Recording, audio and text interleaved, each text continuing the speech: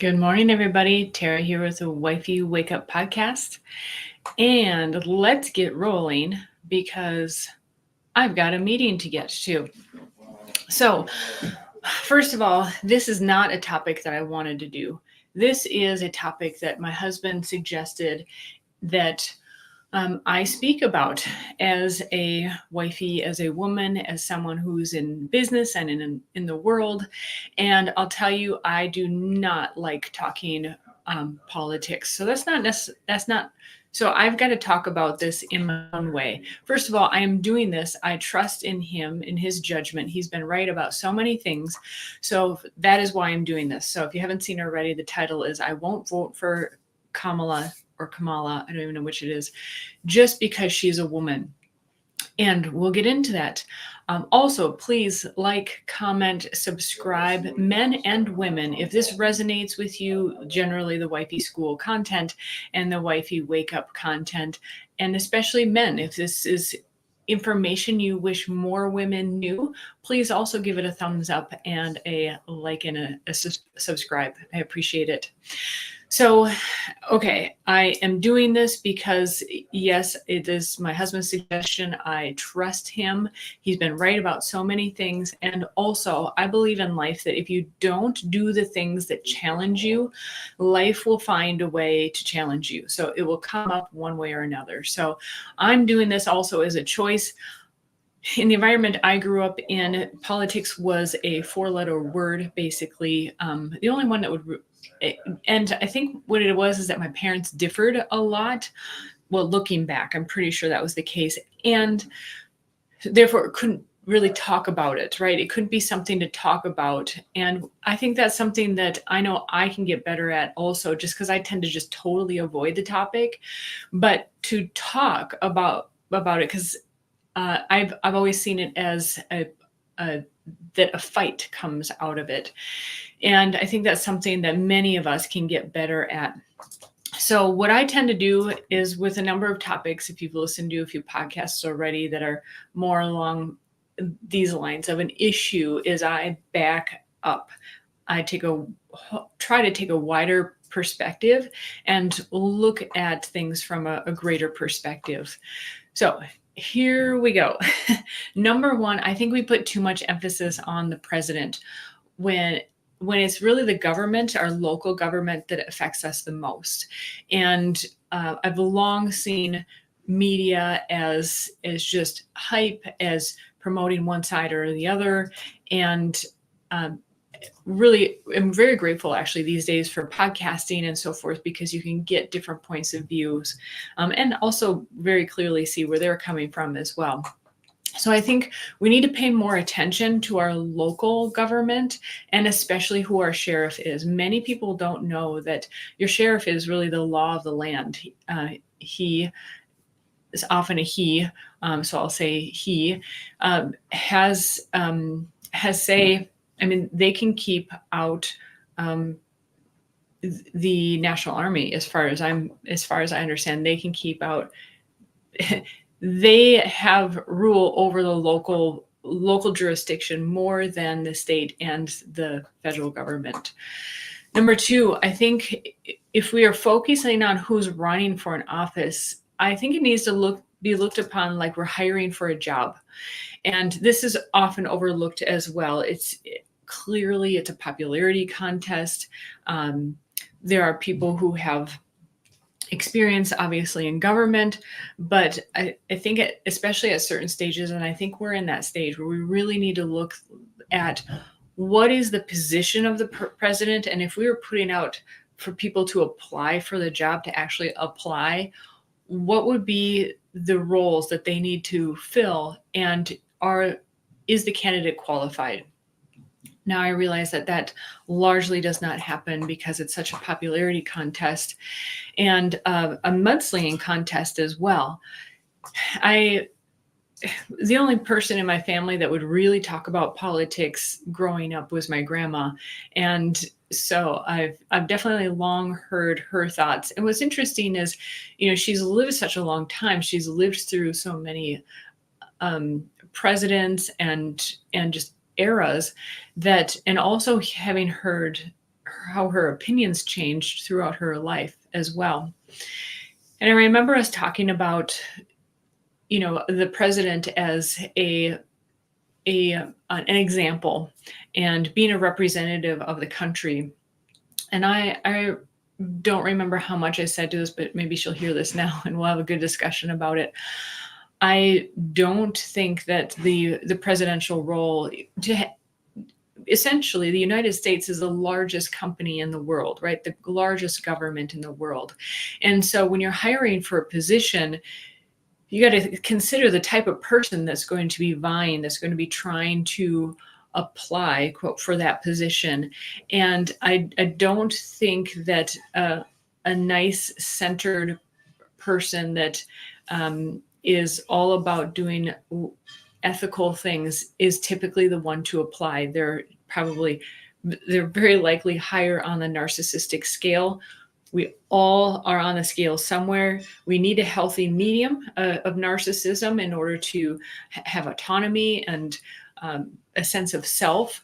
And there are people that go lower on that scale and higher on that scale. And I think it's well understood that typically people who are going into politics, and especially at those higher levels, are higher on that narcissistic scale. So that's all to say that I don't think that it is a position of, certainly not a spirituality. And I kind of just even brush that off the table, because to have a candidate that is actually, has a squeaky clean record, there is dirt to find in any candidate. So that was a little bit of a sidetrack, but thinking about the presidential role as a job position, and is the person qualified? And I think what's especially important, and particularly right now, is what is the state of the economy, the company. And so if the United States is a company, what is its state? And when you're hiring for a certain position, yes, maybe the position, the job definition of a CEO or a president would be the same, same things that they need to do. But depending on the state of the country, that role is going to change. So, or the company in this case, right? So are they positioning to sell? Are they a startup? Are they trying to get out of debt or getting out of some bad decisions? The role may be the same. The job definition may be the same, but the type of person that you need is going to be very different depending on what your goals are.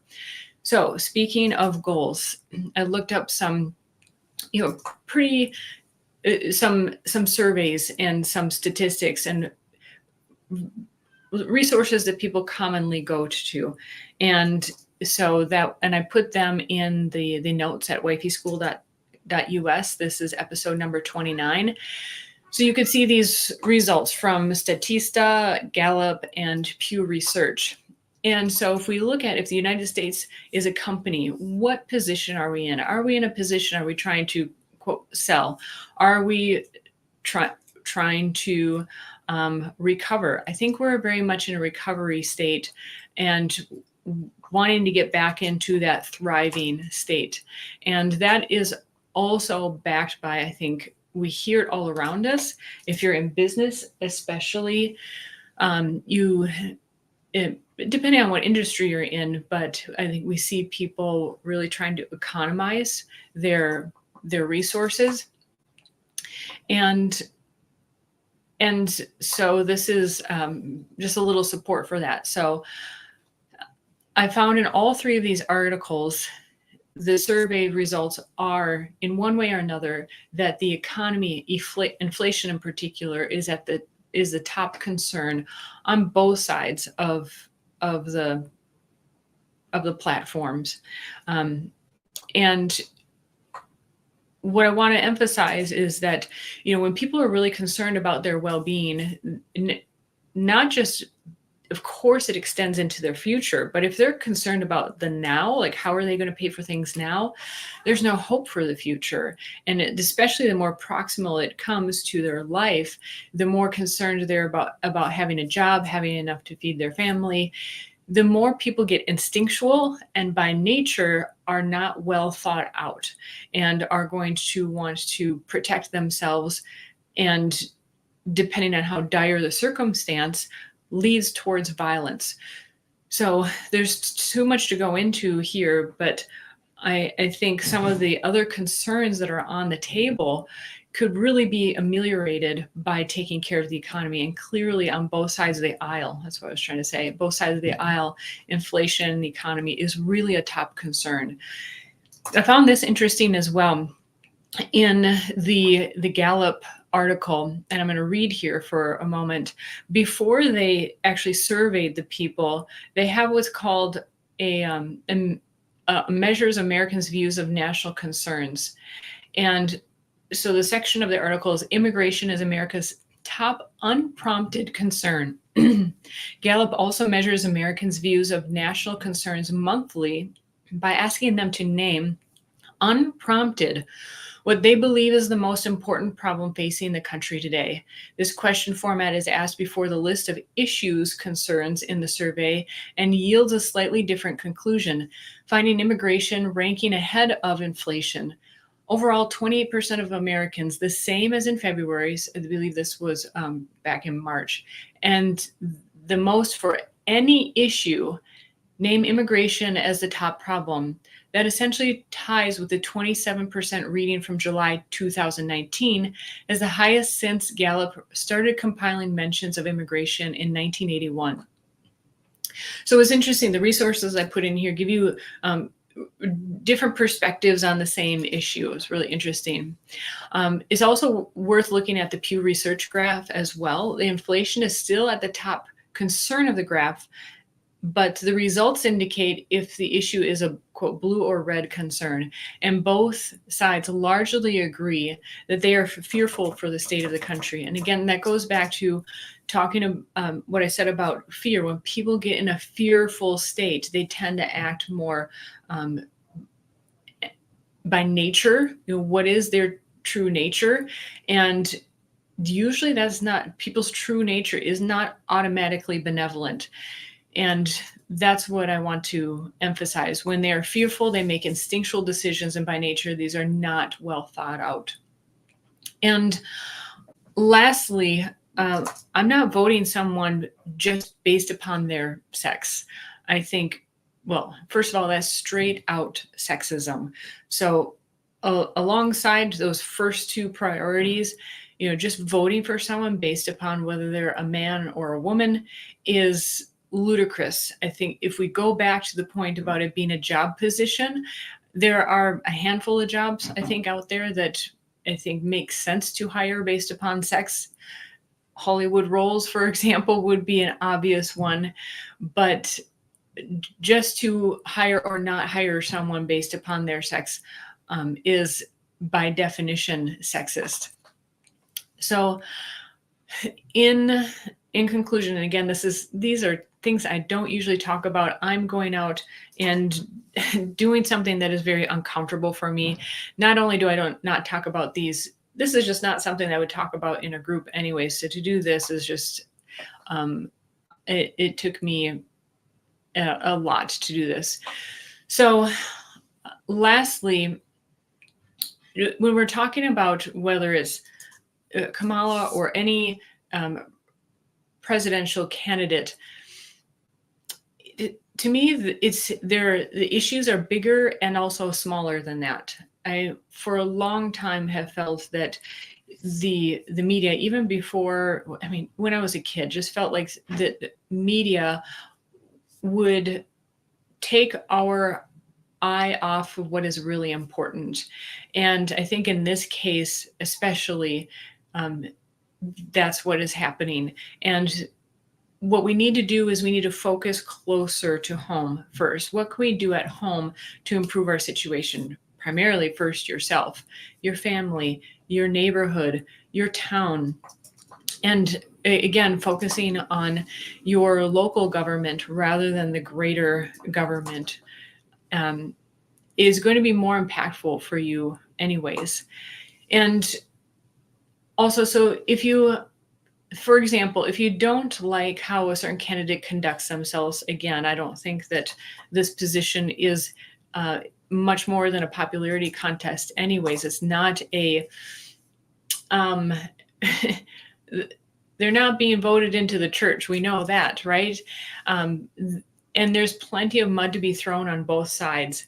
But I think if we turn it back on ourselves and be the type of person, man or woman, that we think should be the example, that's where we need to start. That's where, the children in our lives, for example, are going to see our example and the example that we would like them to see. Is where fellow adults and human beings see our example, so that even adults look to other adults to see an example. And I hope that we can be inspiring to each other rather than the poor example, but either one works.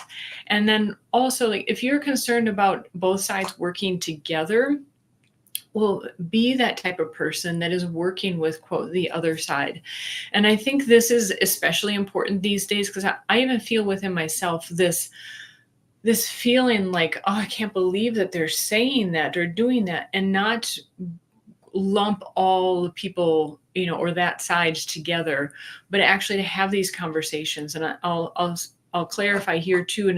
The reason I'm doing this is because I do think the solution is talking and conversing with one another, rather than getting into our own sides, our own silos and echo chambers, and not hearing what other people have to say. And there's so often people are seeking to be heard rather than to hear others. And it's absolutely amazing the insights that you can gain by seeking to understand rather than just solely seeking to be understood.